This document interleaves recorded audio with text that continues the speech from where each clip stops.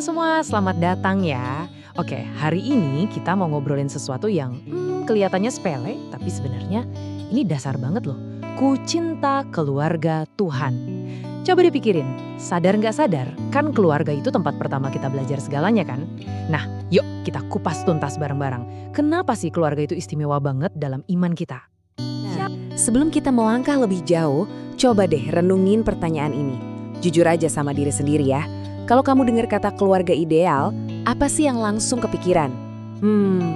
Mungkin tempat di mana kamu bisa curhat apa aja gitu, tanpa takut dijudge, atau rumah yang selalu 100% mendukung semua mimpimu. Nah, apapun jawabanmu, coba simpan dulu baik-baik.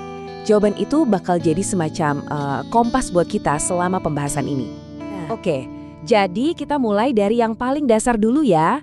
Pertanyaannya simple. Kenapa sih keluarga itu penting banget? Nah, di bagian pertama ini, kita bakal ngeliat keluarga itu sebagai anugerah langsung dari Tuhan.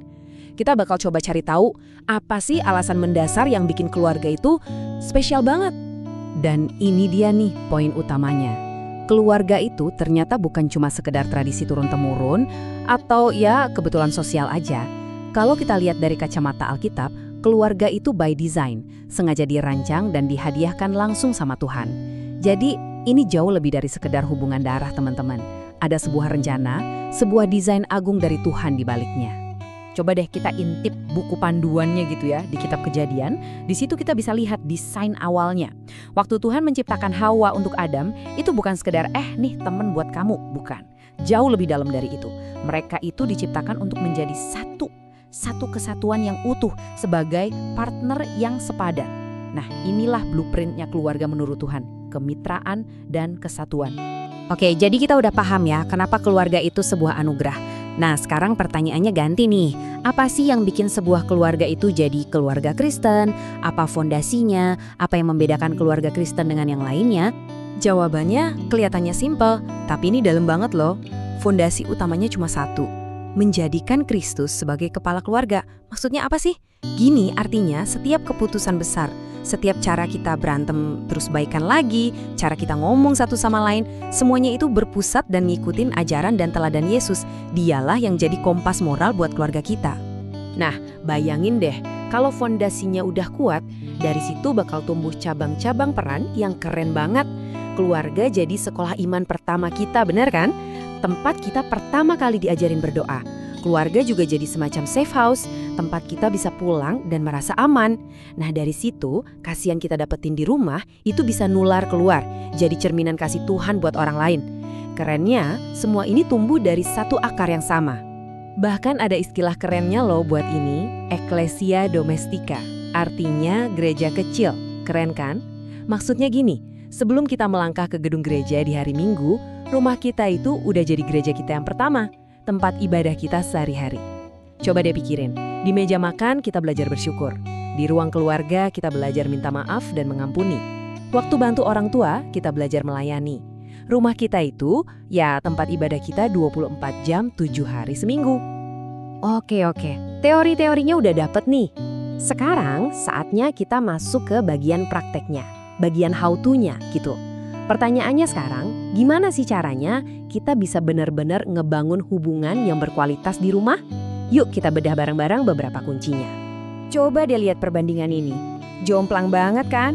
Di satu sisi, ada kunci-kunci yang bisa bikin hubungan makin kuat, kayak komunikasi terbuka dan saling dukung. Tapi di sisi lain, ada racun-racun yang pelan-pelan bisa ngerusak, kayak nyimpen dendam atau ya diam-diaman. Coba kita jujur sama diri sendiri, mana nih yang lebih sering muncul di rumah kita? Ini bukan buat ngejudge ya, tapi lebih ke refleksi. Supaya kita sadar kalau setiap hari itu kita punya pilihan. Kita mau ikut membangun atau malah merusak. Oke, biar lebih praktis lagi, kita pecah jadi 3 kunci komunikasi yang efektif. Yang pertama, coba deh mulai lebih terbuka. Mungkin gak semua hal bisa langsung diomongin, kita ngerti itu. Tapi bisa dimulai dari hal-hal kecil. Kedua, ini penting banget, beneran mendengarkan. Bukan cuma dia menungguin giliran kita buat ngomong, tapi coba pahami apa sih yang sebenarnya lagi dirasain sama mereka. Dan yang terakhir, dan ini yang paling penting, landasi semuanya pakai kasih agape. Tahu kan, kasih yang gak egois itu, yang tulus melayani, tanpa mikir nanti aku dapat apa ya. Kita masih di bagian gimana caranya ya.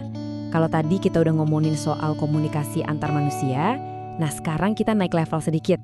Gimana caranya iman kita ini bener-bener hidup gitu?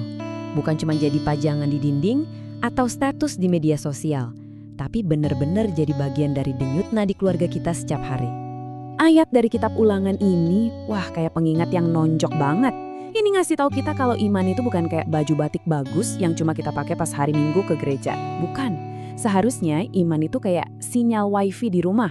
Ada terus, nyambung terus di semua ruangan, setiap saat. Jadi bahan obrolan pas lagi di mobil, pas lagi makan, pas lagi santai nonton TV. Nah, itulah yang namanya menjadikan iman sebagai nafas keluarga. Nah, biar gampang diingat, ada akronim keren nih, growth, yang artinya ya bertumbuh. Anggap aja ini kayak semacam checklist harian buat kebiasaan rohani kita. Mulai dari G, go to God alias berdoa, sampai H, honor God. Ini bukan aturan yang kaku dan bikin stres ya teman-teman. Anggap aja ini resep praktis, panduan simpel buat bantu keluarga kita bertumbuh subur secara rohani setiap harinya. Dan analogi pohon ini wah kena banget. Coba dibayangin keluarga kita itu kayak sebatang pohon.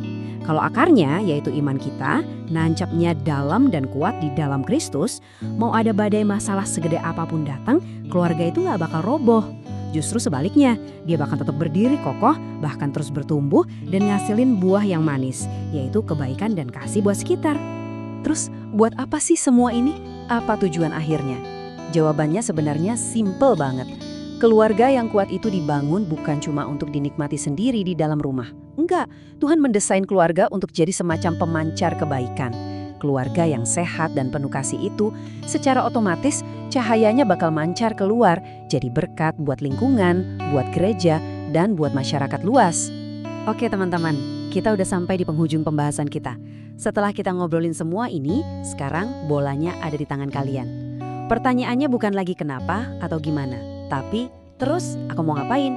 Komitmen apa, sekecil apapun itu, yang bisa kamu buat untuk keluargamu hari ini? Bukan nunggu besok, bukan nunggu lusa, tapi hari ini.